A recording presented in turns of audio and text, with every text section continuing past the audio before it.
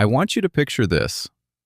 3 years I slept on a thin mat on a kitchen floor, while my husband slept warm in a bedroom 2 doors away. And I told myself every single night that this was temporary, that love sometimes asks for patience, that a good wife endures. I was wrong about all three things, and it took one phone call at 3 in the morning to show me exactly how wrong I had been. This is the story of Ada, and the mother-in-law who tried to break her, and the night everything she had swallowed for 3 years finally came back up whole. Stay with me, because you are not going to believe how this ends. Ada was 26 when she married Chidi, a quiet, careful young man who worked in logistics, and who had, in the beginning, seemed like the kind of man who noticed things. He noticed when she was tired. He noticed when she skipped lunch to save money. He noticed her laugh before he noticed her face, or so he told her. And she believed him, because there was no reason yet not to. They met at a cousin's engagement party, the kind of event where half the guests are matchmaking, whether anyone asked them to or not. And within 4 months, Chidi had asked her father for permission to court her properly. Ada's mother had died when she was 19, a car accident on the expressway that took her mother and left Ada with a father who loved her, but who had never quite learned how to run a household without a wife in it. So when Chidi asked her father for her hand, her father said yes almost too quickly, relieved, in a way Ada tried not to notice, that someone else would now be responsible for his daughter's future. What nobody told Ada, because nobody thought to, was that Chidi's mother, a widow named Iyabo who had raised 3 sons alone after her husband died young, had very specific ideas about what a daughter-in-law was for. Iyabo had buried a husband and raised 3 boys on a market stall selling rice and beans, and somewhere in those hard years she had built a version of family that ran on one principle only, that whoever held the least power in the house did the most work in it. And for 20 years, that person had been her. And now that she had sons old enough to marry, she had decided that person would never be her again. She had a name for daughters-in-law before she ever met one. She called them the new hands. Not out of cruelty exactly, at least not at first, but out of a kind of exhausted arithmetic that said someone always pays for the house to run smoothly, and it will not be me again, not after everything I have already paid. Ada moved into the family house 6 months after the wedding, because Chidi's job kept him in Lagos and his mother's house was already built and paid for, no rent, free food, family close by. It made sense on paper the way most decisions that go badly wrong make sense on paper in the beginning. The house had 4 bedrooms. Iyabo had 1. Chidi's 2 younger brothers, both still unmarried and both still treated like teenagers despite being grown men, had 1 each. The 4th was supposed to be for Ada and Chidi. It was not. On the second night, Iyabo announced, gently enough that it did not sound like a decision so much as a fact of nature, that the 4th room needed to stay free for visiting relatives, that Chidi could sleep in with his brothers as he always had, and that Ada, being new to the house and not yet needing her own space, could make do with the small mattress kept behind the kitchen pantry for now. For now. Ada held on to that phrase the way you hold on to a rope you are not sure is actually attached to anything. For now became the first week. The first week became the first month. By the time it became the first year, nobody in that house used the phrase, for now, anymore, because it had stopped being a phrase and started being simply where Ada slept.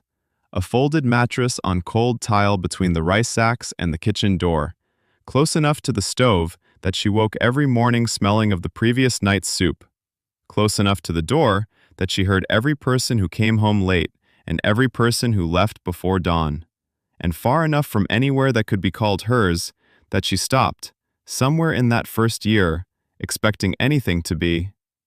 Chidi did not fight for her. This is the part Ada found hardest to explain to herself later. Harder even than the mattress, harder than the cold tile, because a floor is just a floor, and a body adjusts to almost anything given enough nights. But a husband's silence is not something a body adjusts to.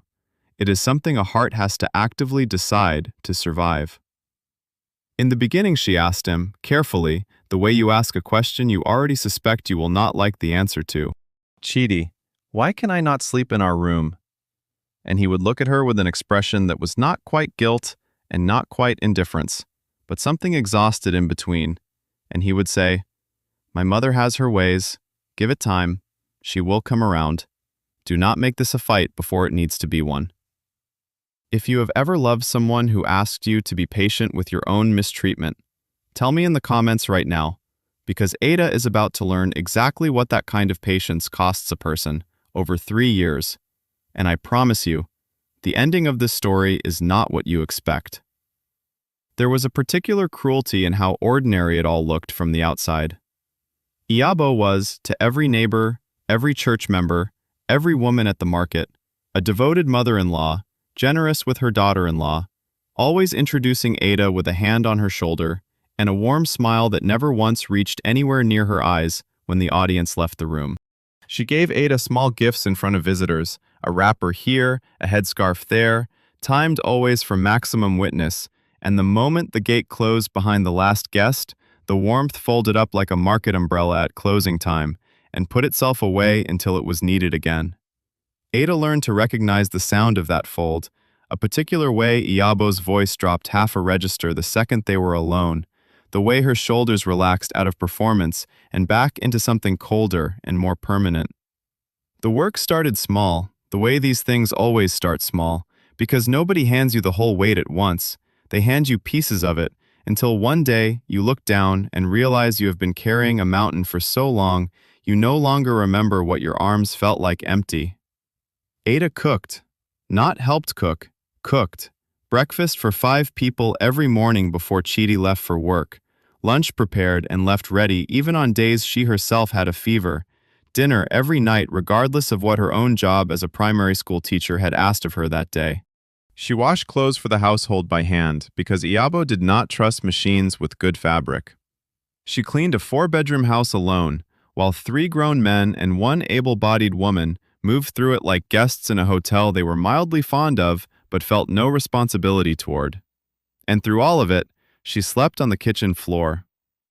There is a specific kind of exhaustion that comes from being tired in your body and unwelcome in your own home at the same time. And Ada learned to carry both without ever once, in 3 full years, raising her voice about either. Her father called every few weeks, and every few weeks she told him things were fine, because what was the alternative? A widowed father with no other daughter and no power to change anything hundreds of kilometers away, worrying himself sick over a situation he could not fix.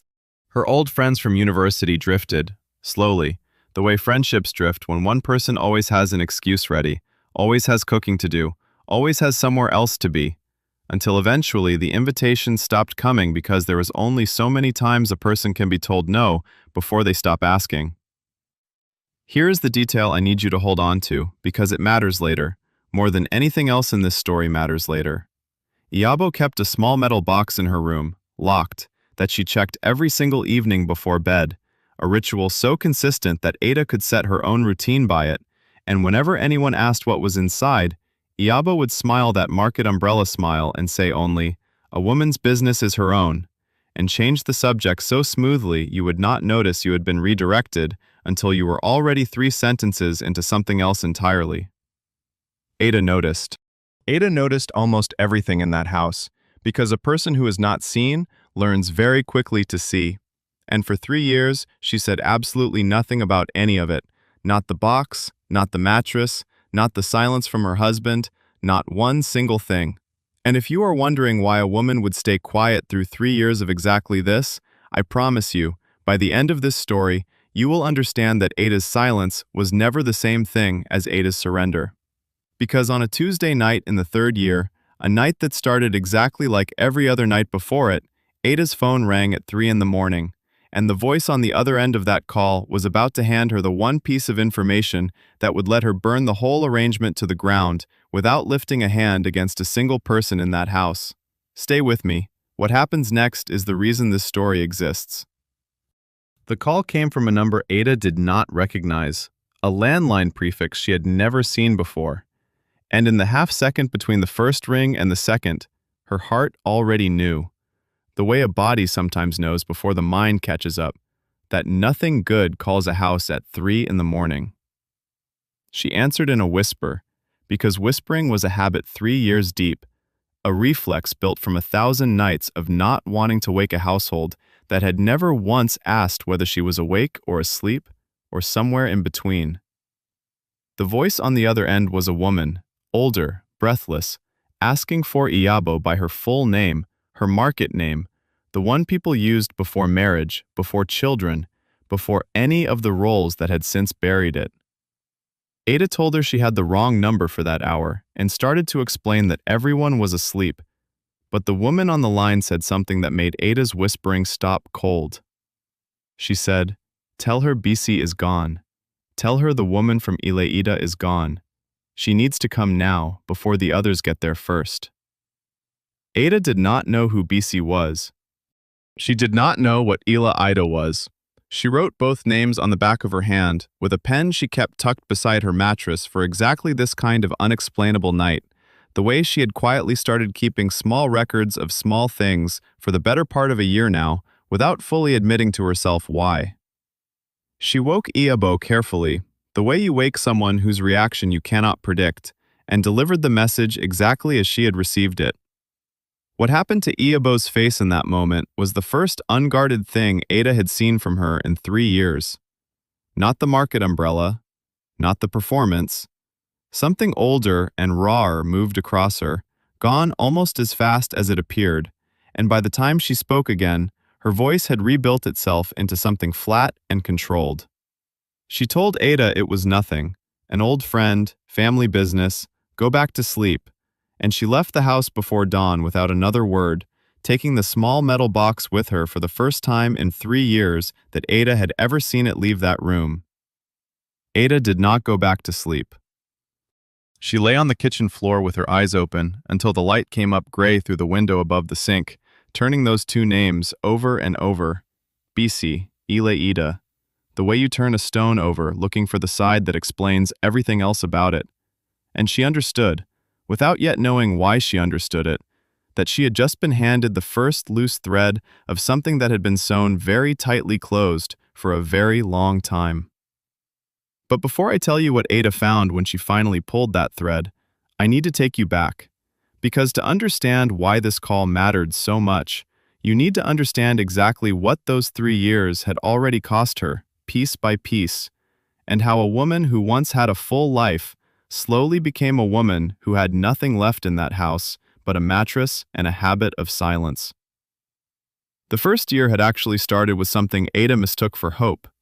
3 months after the wedding, before the sleeping arrangement had fully calcified into permanent fact, Ada tried, gently, the way a new wife tries things, to change her situation. She mentioned to Chidi over a rare, quiet dinner that perhaps, once the visiting relatives stopped needing the 4th room so often, they could move in properly, set up a home the way married couples do. And Chidi had nodded, had even seemed to agree, had said he would speak to his mother that weekend. He did speak to her. Ada knew because she heard the conversation through the thin kitchen wall, Chidi's voice low and almost apologetic, asking if perhaps now, and Iyabo's voice cutting through it clean and final, asking him whether he remembered who fed him for 18 years while his father's family did nothing, whether he remembered who sold rice in the rain so he could finish secondary school, and whether a few months of marriage had made him forget all of that so quickly that he would put a stranger's comfort above his own mother's wishes in her own house. Chidi did not raise the subject again. Not that week, not that year, not ever, really, though every few months Ada would ask, softly, hopefully, and every few months he would give her some version of the same tired answer. Give it time. Do not make this a fight. And somewhere in the space between his first apology and his 100th, Ada stopped being able to tell whether her husband was a weak man caught between 2 women he loved, or simply a man who had decided a long time ago that peace with his mother was worth more to him than justice for his wife. She never did settle that question. Some nights she still believes it was the first. Other nights, and this story will show you why, she believes it was closer to the second. The isolation happened so gradually that Ada could not point to a single day it became complete. It started with small excuses. She could not go to her cousin's baby shower because Sunday lunch needed preparing, and Iabo did not trust the brothers to manage the stove unsupervised, which was true in the way that convenient things are often technically true, while still being entirely constructed. She could not meet her old university friends for the monthly reunion dinner because the walk to the bus stop was long, and it would look strange for a married woman to be out that late without her husband, a rule that seemed to apply only to Ada and never once to Chidi's own late nights out with colleagues. She could not visit her father as often as she wanted because transportation money was tight, and transportation money was tight because Ada's teaching salary, all of it, every month, went into a joint account that Iabo had insisted on setting up in the first year, for the good of the household, she had said, so that no one person carried the burden alone, though somehow the burden always seemed to land in the same place, regardless of whose name was on the account. By the second year, Ada had roughly 4 friends left who still called regularly, and by the end of that year it was 2, and by the start of the third year it was, for all practical purposes, none. Not because anyone had a falling out with her, but because a friendship needs oxygen the way a fire does, and Ada had none left to spare on anything outside that house.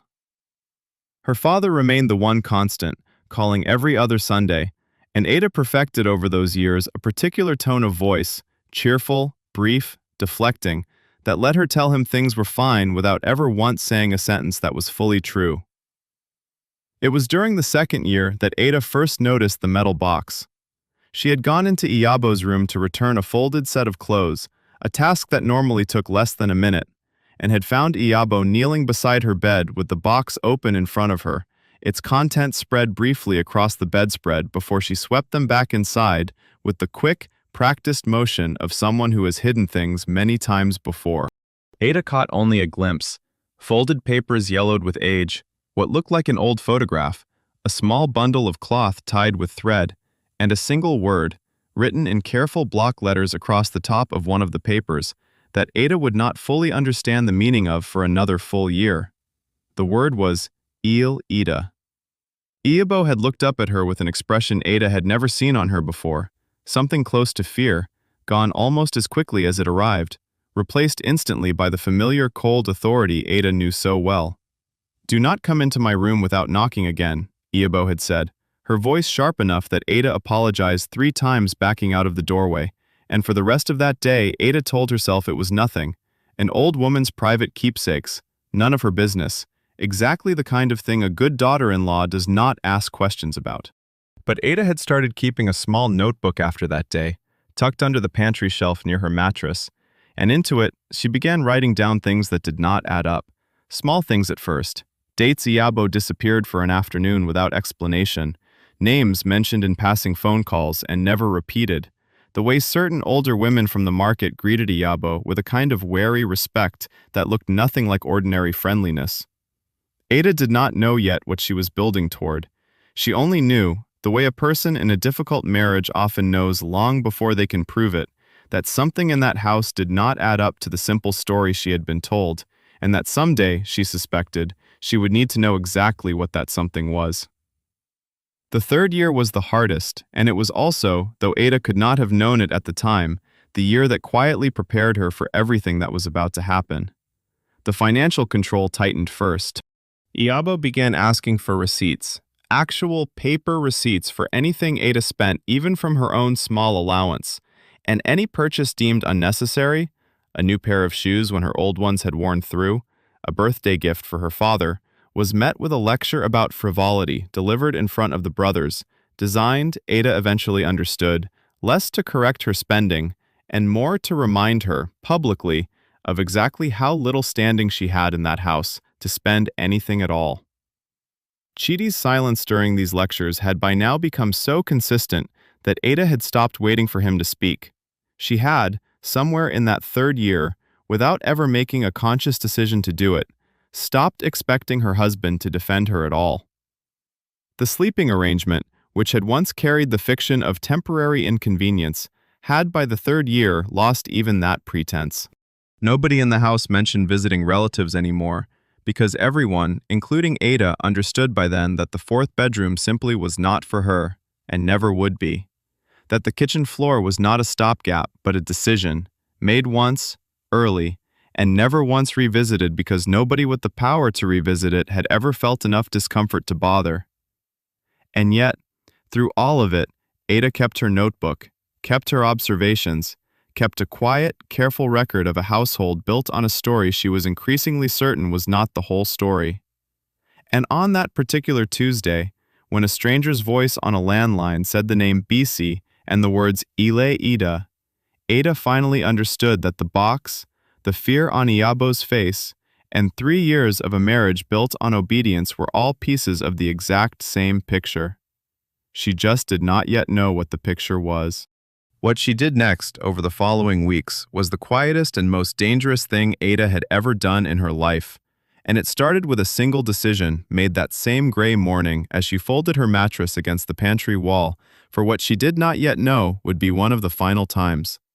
She decided, for the first time in 3 years, to stop simply enduring this house and to start understanding it.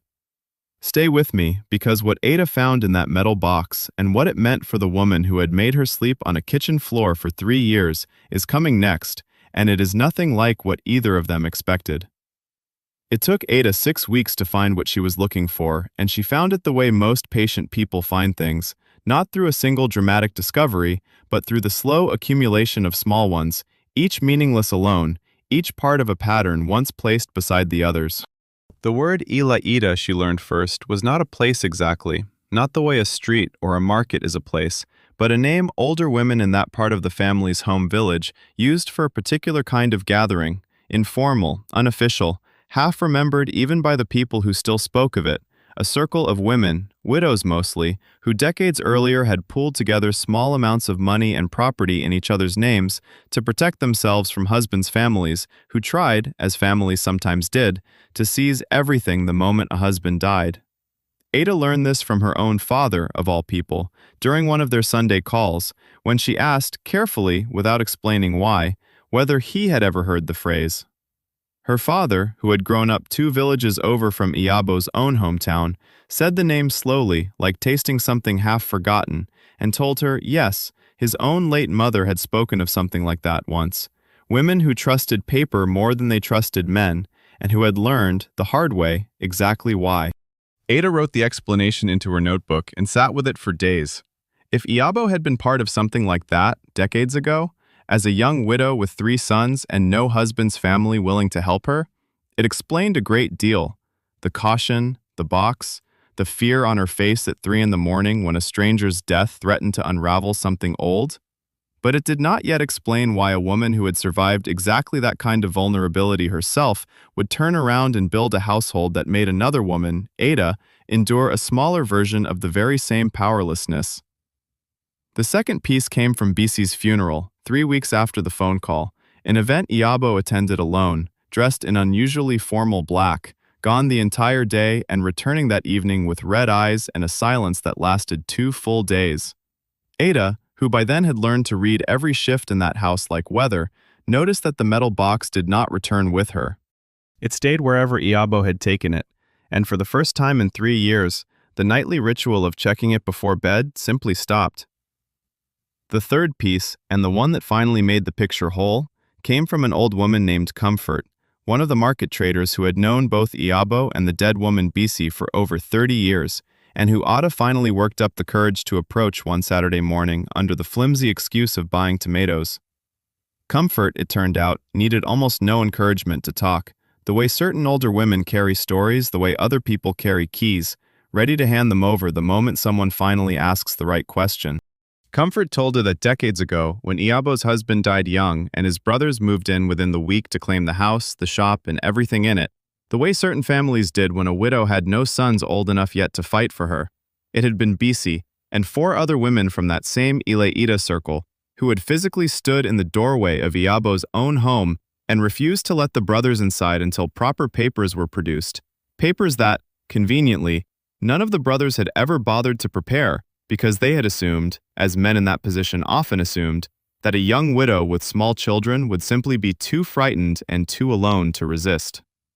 Those women had saved Iabo's house, her small shop, and everything in it, at real risk to themselves, because 2 of the husband's brothers had been violent men, known for settling disputes with their fists rather than their words. And here, Comfort said, lowering her voice the way people do when they are about to hand you the actual heart of a story, was the part almost nobody remembered anymore. Iyabo had made those women a promise in front of witnesses that she would never let what almost happened to her happen to another woman under her protection, ever, for as long as she lived. She had said it like a vow. Comfort had heard her say it with her own ears. Ada sat with that information for a long time after Comfort finally moved on to the next customer. It did not excuse 3 years on a kitchen floor. It did not excuse the silence, the isolation, the financial control, the small daily cruelties dressed up as tradition. But it explained something Ada had never let herself consider before, that the woman making her suffer was not simply cruel by nature, but was a woman so badly frightened by her own history that she had built her entire household as a fortress against a threat that, in Ada's case, had never actually existed, treating a daughter-in-law like a potential thief of the family's stability because 30 years earlier, that was exactly what a daughter-in-law's absence of protection had almost cost her. It did not make Ada forgive her. It made Ada understand her, which, she was slowly learning, was a very different thing and a far more useful one. Because here is what 3 years on that kitchen floor had actually done to Ada. Underneath all the exhaustion and the humiliation, something Iyabo had never once accounted for. It had made her patient in a way most people never learn to be. It had made her observant, careful, quietly thorough, the kind of woman who kept a notebook under a pantry shelf and filled it not with anger but with facts, dates, names, small inconsistencies waiting patiently for the day they would matter. It had, without either of them ever intending it, trained Ada in exactly the skills she would eventually need to change everything. The final months before the second phone call were the quietest of the entire 3 years, though Ada no longer experienced that quiet as defeat. She had started, carefully and without telling anyone, including her own father, taking an evening course 2 nights a week at a community center 20 minutes from the house, paid for in small amounts skimmed so carefully from her allowance over 8 months that Iyabo never once noticed the missing sums. The course was in basic bookkeeping and small business administration, the kind of practical, unglamorous skill that builds a life quietly rather than announcing it. And Ada told the household she was attending a longer choir rehearsal at her church, a lie so small and so boring that nobody ever thought to question it. She had also, in that same quiet stretch, begun speaking again, carefully, to 2 of her old university friends, not asking for anything, not explaining much, simply rebuilding, thread by thread, the connections that 3 years of isolation had frayed almost to nothing. One of those friends, a woman named Funke, who now worked at a small legal aid office downtown, would turn out to matter more than Ada could have guessed. Chidi noticed none of it. This, more than anything else in those final months, told Ada something she had been avoiding admitting to herself for a long time, that her husband had stopped truly looking at her somewhere in that 3rd year, that his silence, in the face of his mother's rules, had calcified into a kind of comfortable blindness, one that let him believe, because it was easier to believe, that his wife was simply patient, simply dutiful, simply fine, when in fact she had quietly built an entire second life of small preparations directly under his roof, without him noticing a single piece of it. The second phone call, the one that finally broke everything open, came on a Thursday night, 4 months after BC's funeral, and unlike the first call, this one was not for Iyabo at all. It was for Ada. Funke's voice on the other end was urgent in a way Ada had never heard from her before, and what she said in the next 2 minutes changed the entire shape of the story Ada had spent 3 years living inside without ever fully understanding. Stay with me. What Funke had found, buried in old land registry records that should have taken weeks to locate and somehow surfaced in days because Funke had recognized a name she wasn't even looking for, was about to hand Ada something she never expected, and it had nothing to do with revenge and everything to do with the truth about exactly whose house Ada had been sleeping on the floor of for 3 years.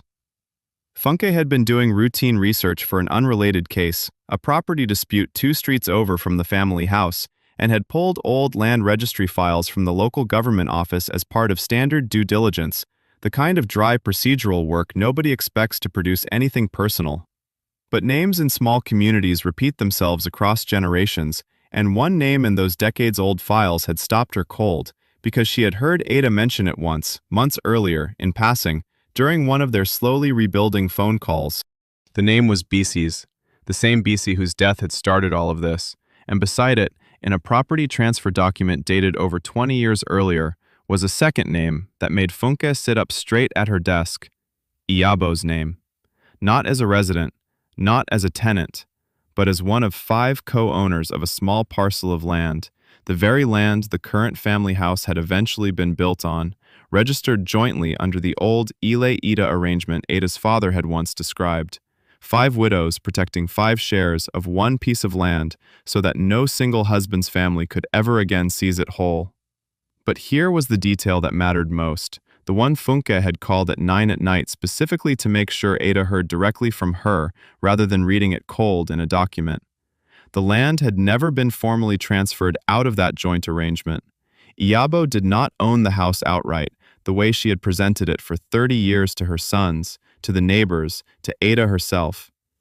She held 1 share of 5, and the other 4 shares, upon each original owner's death, were legally meant to pass not to that owner's own children automatically, but back into the collective, to be redistributed among the surviving women and, crucially, according to a clause Funke read aloud slowly so Ada could write it down word for word, to any daughter-in-law formally recognized as living under the protection of a surviving member for a continuous period of no less than 3 years. Ada had been living in that house for 3 years and 2 months. She sat on her kitchen floor mattress with the phone against her ear and the notebook open on her knees, and for the first time in 3 years, the numbers she had been quietly recording, every date, every name, every small inconsistency, arranged themselves into something that was no longer just evidence of mistreatment. It was proof of exactly how long she had lived there, witnessed, documented, time-stamped by her own careful hand. And Funke, reading further into the file, confirmed what Ada had already begun to suspect. With Bisi's death, 1 more share had just come open, and under the terms of an agreement 30 years old, forged by frightened women who had wanted to make absolutely certain that whatever happened to them, the ones who came after would never be left as powerless as they once were, that share, along with formal recognized standing in the property itself, could now legally pass to Ada. Not out of kindness, not out of anyone's permission, out of a promise 5 women had made to each other decades before Ada ever existed to them. A promise Iyabo herself had witnessed and signed, apparently never once imagining that the daughter-in-law she had made sleep on a kitchen floor would one day be the very person that promise was designed to protect. Ada did not sleep at all that night. She sat with the notebook and a pen, and, for the first time since she had started keeping records, she was not writing down evidence of what had been done to her. She was planning what came next, and she made a decision in the gray hours before dawn that surprised even herself. She was not going to scream. She was not going to accuse anyone across a dinner table with the whole family watching. She had watched Iyabo perform outrage and grief and authority for 3 years, and she understood now, with a clarity that felt almost peaceful, that the only way to actually win against a woman who had built her entire life on controlling a room was to never let the confrontation become a room Iyabo could control. She called Funke back 2 days later, not to ask for revenge, but to ask exactly what steps were required to formally establish her standing under that old agreement, quietly, through the proper legal channels, without alerting anyone in the house until the paperwork itself was already complete. It took 5 weeks. Ada continued cooking breakfast every morning and sleeping on her mattress every night during those 5 weeks, because she understood something Iyabo had accidentally taught her without meaning to, that the person who reveals their hand too early always loses more than the person who waits. On the day the paperwork was finalized, Ada did not announce anything. She simply asked, at dinner, in the same quiet voice she had used for 3 years, whether Iyabo could join her the following morning to look over some documents regarding the house. Documents Ada had recently learned mattered a great deal to the family's future. Iyabo, who had spent 30 years being the only person in that house who understood anything about property or paperwork, agreed with the faint amusement of someone who assumed she was about to explain something simple to someone who did not understand it. The following morning, Ada laid out 3 things on the kitchen table where she had slept for 3 years: the copy of the original 1993 co-ownership agreement, Funke's formal letter confirming Ada's recognized standing under its terms, and her own notebook, open to the very first page where she had recorded the date, 3 years and 2 months earlier, that she had first moved into that house. She did not raise her voice once during the conversation that followed.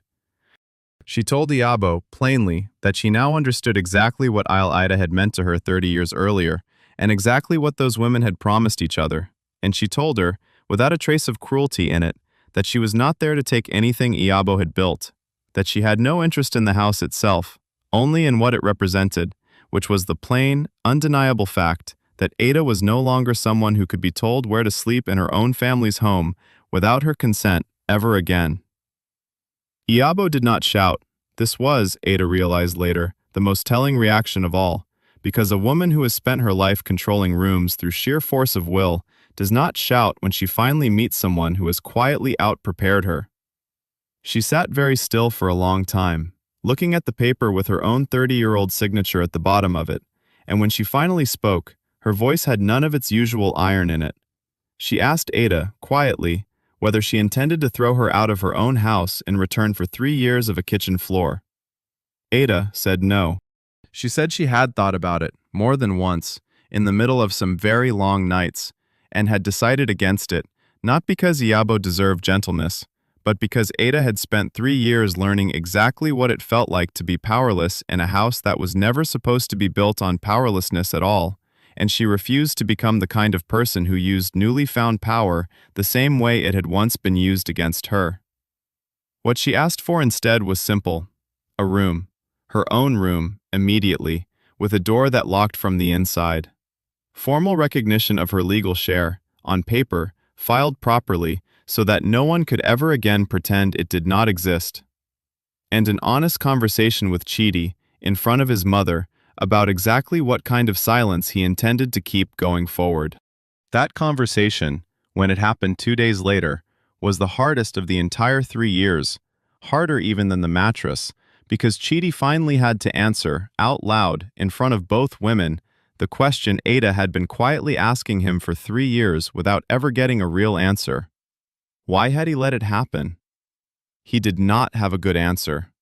He had, he admitted, haltingly, chosen the appearance of peace over the reality of fairness, over and over, for 3 years, because peace with his mother was easier to manage than a fight, and somewhere in that ease he had stopped noticing that his wife was disappearing a little more each month.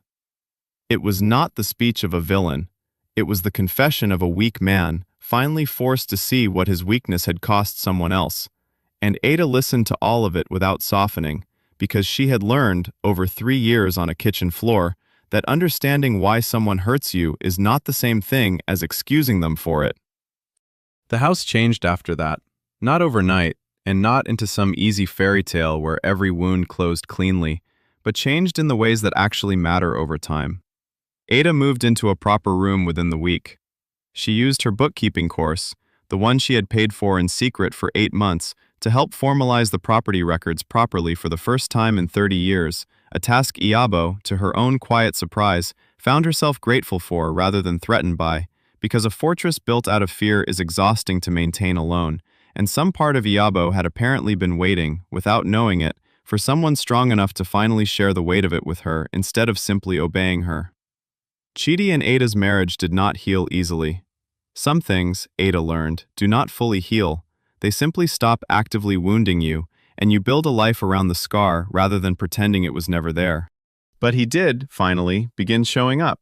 In small, consistent ways, the way a person shows up when they have understood, too late but not completely too late, exactly what they nearly lost through their own silence. As for Iyabo, she never apologized in the dramatic, tearful way television teaches us to expect from stories like this one. What she did instead, roughly a year later, was quieter and, Ada came to believe, more honest.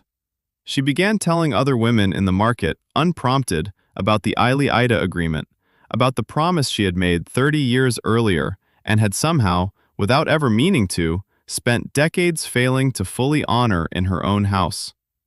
She started, in her own stubborn 70-year-old way, making sure every young woman who married into that family from that point forward knew, on the very first day, exactly what protections were owed to her, on paper, before anyone had the chance to quietly take them away. Ada still visits that kitchen sometimes, though she has not slept on its floor in years.